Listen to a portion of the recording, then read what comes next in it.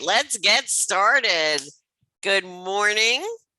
And this week we're going to talk legal stuff. And this all pertains specifically to you and your future as a professional medical coding specialist.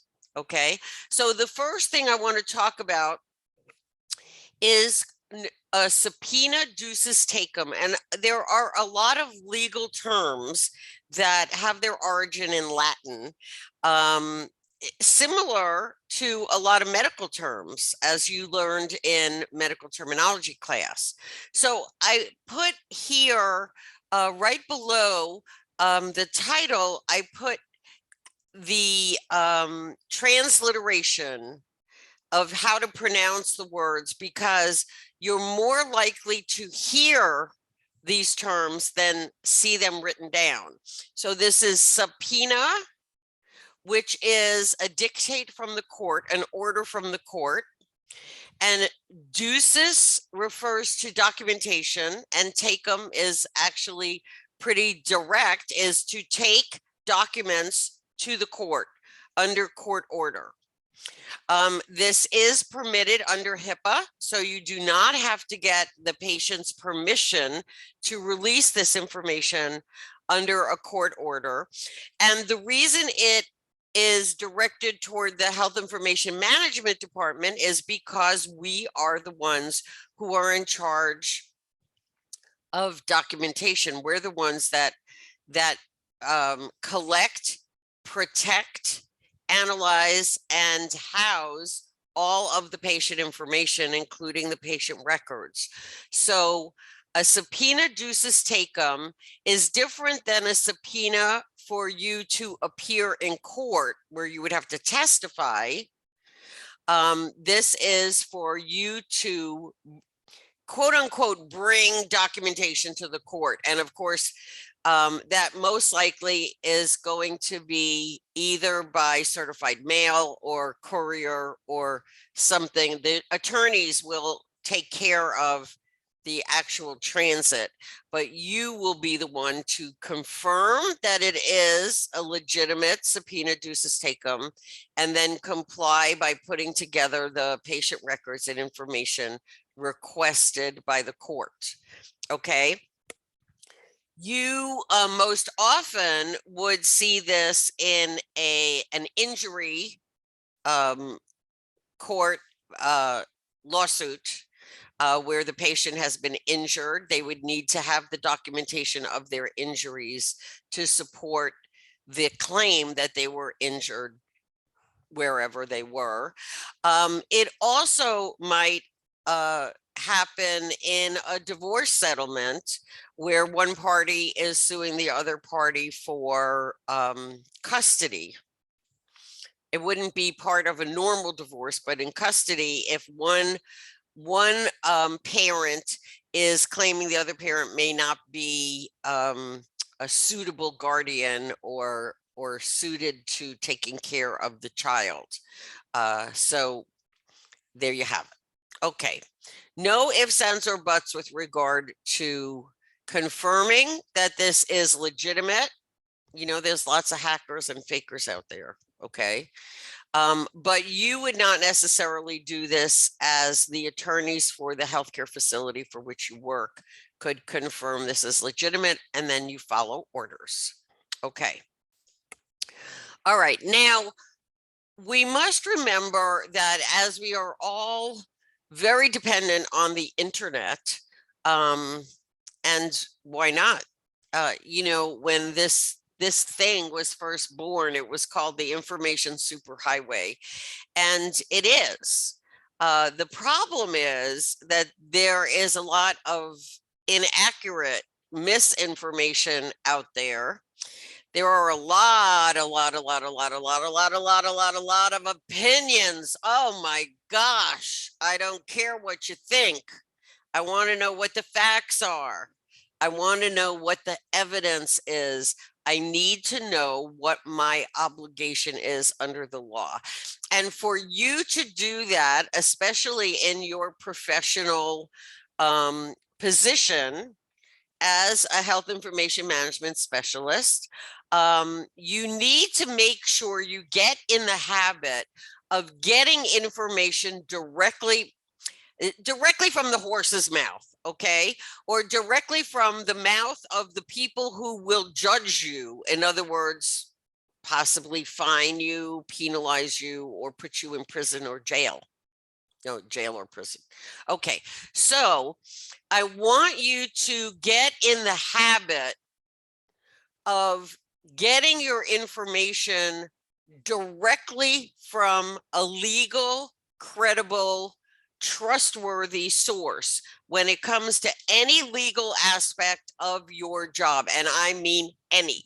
Okay, so the Federal Register, which is available to you online for free, okay, this is in essence the diary of the United States Congress.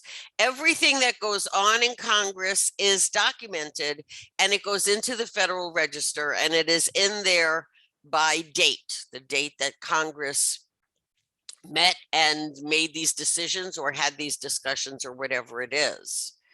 Can you imagine before the internet? More importantly, before search bars? But this is a Federal Register is a very viable source because this, as I said, it's the documentation of what Congress does. And when I look at legal guidance and making sure that we in our professional positions are following the letter of the law, we are complying. You want to have legal guidance that you can actually take to court and show the judge and say, look, you see, it says here, no, I'm not supposed to do that. Or yes, I am supposed to do that. Okay. And, you know, Uncle Henry's medical blog.com is not going to be solid evidence in court, but a page from the Federal Register is incredibly valid because that is the law of the land. Okay. The Office of the Inspector General, the OIG, this I think is so incredible. Every October, November, they publish their annual work plan for the coming year. And in that work plan, they actually identify specific things that they're going to investigate. They actually tell you up front, we're going to go into physicians' offices and look for orders for imaging or whatever it might be. Okay. This gives you a heads up to know if they are inspecting these things. And remember, everything is electronic. So it's not like you're going to actually see them come in the door. And actually, if you see them come in the door, you better make sure your I's are dotted and your T's are crossed, okay? But this is the heads up for the following year, and it is available on the OIG website. And again, it gives you the heads up, you know, that the police are coming and they're looking for this. And then that gives you time to correct or fix anything that might be going on in your area. Okay. And by the way, yes, they do go back and they, you know, they look at previous years. However, very, very important. The federal sentencing guidelines state that if you have evidence that you found your mistake or your activity, your illegal activity yourself and corrected it before the OIG or any other fraud inspectors came in to tell you to correct it, you can get up to 70% off the fines and the penalties and any other sentencing that would be 70% off. That's like going to the dollar store. Well, which is now $1.25 store, but that's a whole nother conversation. Okay. And you also want to look at origin websites. And what I mean by that is go to cms.gov if you have a question about Medicare or Medicaid or the laws or the whatever is your question. Yes, Google it. I use Google all the time. Okay. Google is good. All right. But you have to look at the source from which it came. Don't just pick the first thing that comes up in the search, especially if it's a .com and especially if it has some goofy name to it. And you know, I have a sense of humor. You know, if you listen to my other live chats, if you've ever talked to me, I love to laugh. I love to make jokes. Okay. But professional is professional. And, you know, like I said, InsideDoctorsHead.com is not going to be your evidence that you can bring to court to defend your decision to code something this way or that way. Also, and I apologize, I didn't include this on this slide, but AAPC.com and HIMA.org are two also excellent, direct, proper guidance for coding, direction, coding, guidelines, whatever you need. Okay. And then, of course, you always have me. I'll be your teacher for life. And Ms. Johnson, she, you know, we're here for you. Okay. But the fact is that when you are searching, especially for legal guidance, but for almost any information at all, you need to get in the habit of checking the source. Who's telling you? And then how do they position it? Do they say, well, in my opinion, or in my interpretation? Well, that may not be the interpretation of the jury or the judge. Okay. All right. Now, the False Claims Act is a federal law, meaning it affects all of the 50 states. And it is directly, squarely aimed at our department because we are the ones who prepare and submit the claims, right? That's part of coding and billing. That's the billing part, okay? So the False Claims Act basically makes it a federal law against submitting any claim that contains any false information. Any false information. The wrong code is false information. The wrong multiplier is false information. The wrong NPI for the physician who provided the information is false information. The wrong date of service, false information. Okay. Now, here's the thing about the False Claims Act is not only does this put this legal obligation to tell the truth, the whole truth, and nothing but the truth, and every character that you place in a claim form, but on the federal level, every individual state of all 50 states has passed its own version of this claim, of this act. Now, the Federal False Claims Act makes it illegal to submit a claim containing false information to a federal agency. So that, in our case, that would be Medicare, Medicaid, TRICARE, pretty much, okay? All right. It doesn't include and cannot include private insurers like Aetna, Prudential, Humana. Excuse me. Coffee is so good. Okay. So each one of the states passed its own state legislation that covers filing false claims to any business that is doing business in that state. So that's going to include your Medicare, Medicaid, TRICARE fiduciary that is in charge of these claims within your state, plus the private health insurance companies, plus the private health insurance companies have their own fraud investigators. So there's no way out of this. Okay. Especially when it comes to Medicare, Medicaid, or TRICARE, you will find that you and your facility, but it's all going to land in your lap because you're the one who is entering the information and creating that claim form and submitting that claim form.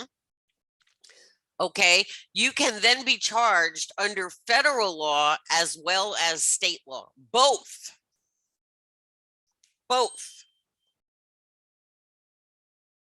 Not good. So just tell the truth. Stand up for the truth. It's the right thing to do. Now, an interesting component in the False Claims Act is the knowledge requirement. I love this about this law. I think it is absolutely fascinating.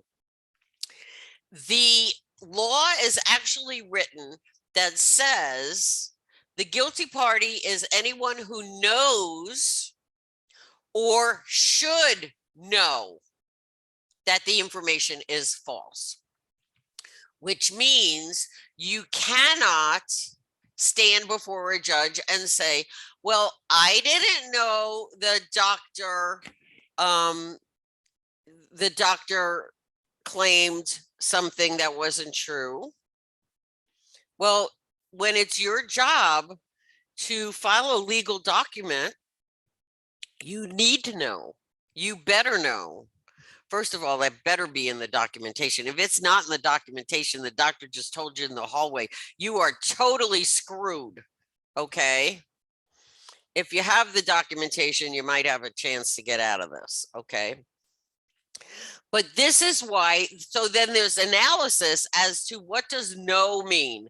You should know, or you should know. What does that mean? Okay, so actual knowledge, knowing for a fact that the information is false. Okay, so you are a biller, a medical coder and biller in a doctor's office.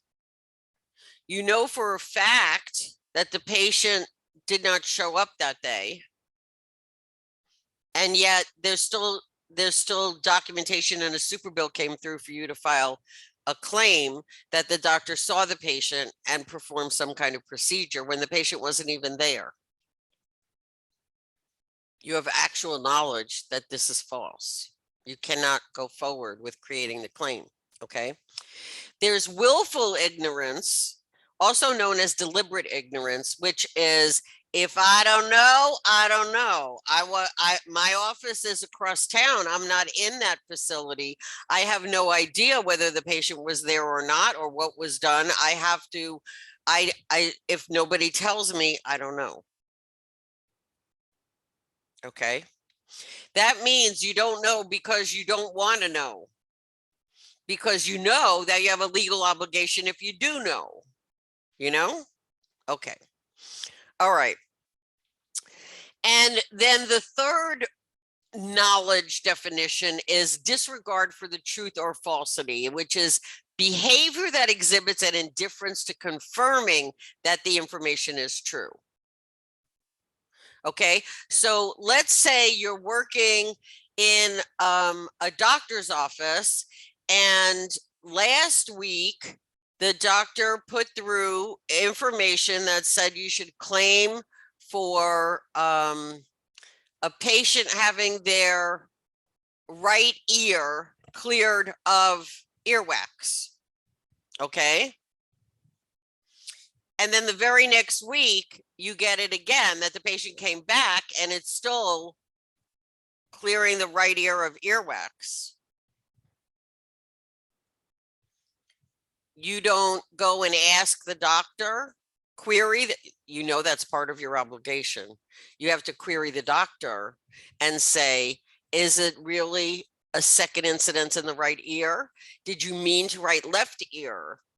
Or is this a mistake in resubmitting what? Okay. If you just say, hey, I just do what I'm told. Yeah, I don't want to know if it's true or false. You put a piece of paper in front of me, you send me an email, whatever. The patient record says this. I ask no questions. That's it. That also is against the law. And now you know federal law as well as state law. Okay. You need to take the responsibility. Remember something, that every one of us at some point in time becomes a patient. You want the coder and the biller in your doctor's office, at your clinic, at your hospital, to be working honorably on your side, legally, responsibly. And let me tell you something, I am old enough to tell you that what goes around comes around. And I am telling you, it may take a week, it may take 20 years, but what goes around comes around. And think about how much better you feel about yourself when you stand up for the integrity of the healthcare industry, as opposed to contributing to the garbage part. Okay? You can do this. And now is a really good time for you to take a stand for integrity, because jobs, they are aplenty. So you don't even have to worry about getting fired. But more importantly, I want you to educate the people around you and say, did you know that that's illegal? We can't do that. And maybe they say, oh, I didn't know that. Oh my gosh, I didn't know that. Okay, let's stop doing that. Then look what you did. You single-handedly improved. You made the healthcare industry in the United States better, one little claim form at a time. Swear, it's true. Okay, now, if you want another reason to stand up for what is wrong, there is within this law the key tam provision, and this is pronounced QUI, is pronounced key tam provision, also known as the Whistleblower Statute. And this empowers you as a frontline worker, as a witness, an eyewitness, an ear witness to wrongdoings. So now you tell the people, the administration, the doctors, whoever, and you say, you know what, we can't do this. This is illegal. And they say, shut up and do it anyway. You can report them. You can file suit on the government's behalf to get them to stop. And not only is this the honorable thing to do, which it really, really, really, really is, but they will pay you. You will get anywhere from 15 to 30% of the total amount that the government gets back from this lawsuit. There is the guy who blew the whistle on the state of New York improperly, illegally billing Medicare. His whistleblower part was something like $3 million. And if you want actual real cases from the Department of Justice, you can find them online, or you can email me and I'm happy to share them with you. But the point is this is real, this is true. Okay. You need to do what is right for your own self so you can sleep at night, but also think about the impact it will have on all of the other patients of that physician's office, of that clinic, of that hospital. And I know it's scary, but you'll be a hero. Seriously. You will have a definite positive impact on the medical community. All right.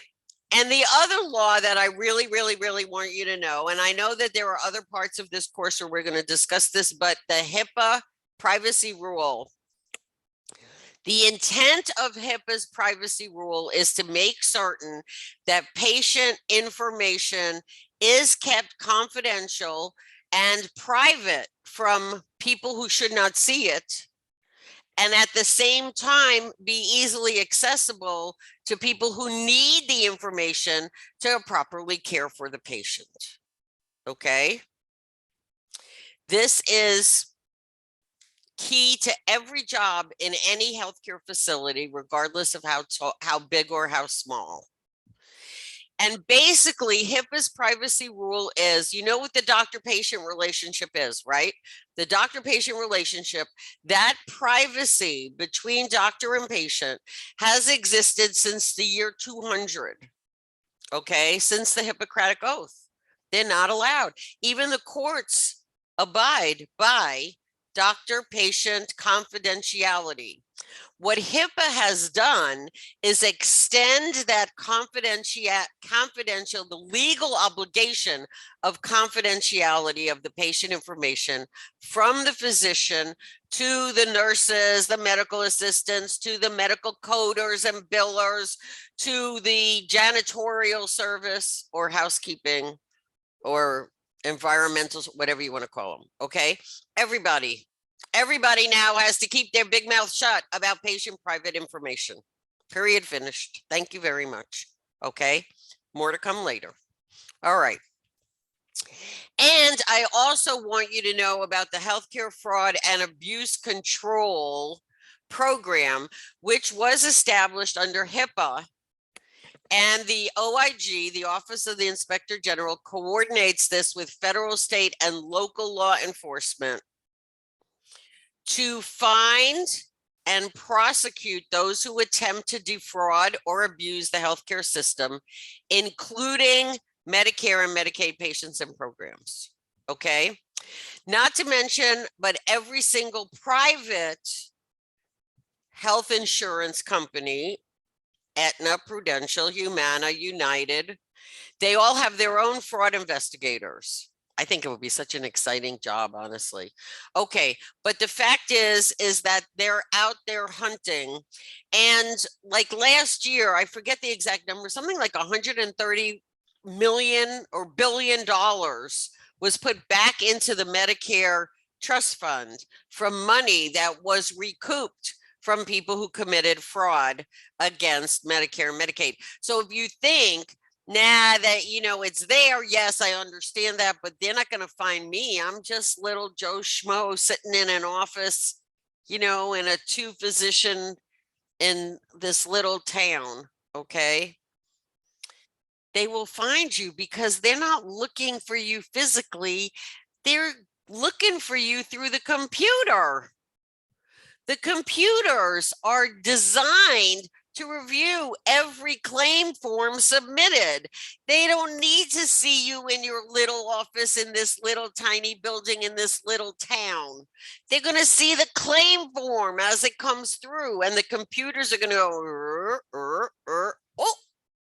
oh. And then the humans just follow up. Okay. All right. This week, you're reading chapter 4.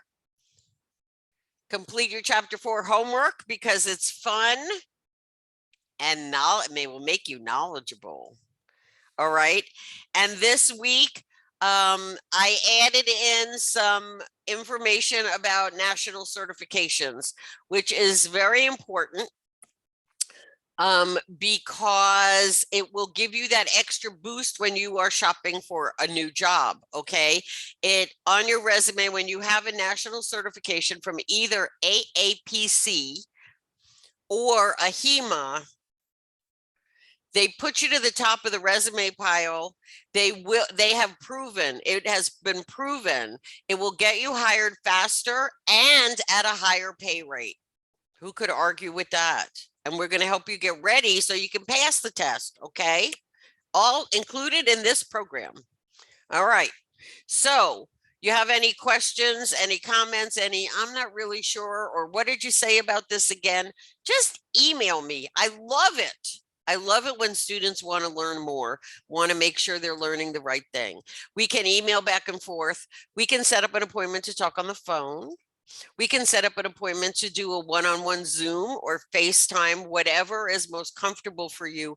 I am here to support you. And remember, some of these concepts are complicated. They are complex. Nobody's expecting you to learn everything like that. My high school drama teacher, Mr. Fishman, used to say, inch by inch, life's a cinch. Yard by yard, life is hard. So remember, even though you can't see me except for right now, I am here to support you. You are not alone. And have a wonderful week. And it's almost June already. I don't even know how that happens. Okay. Do you have any questions?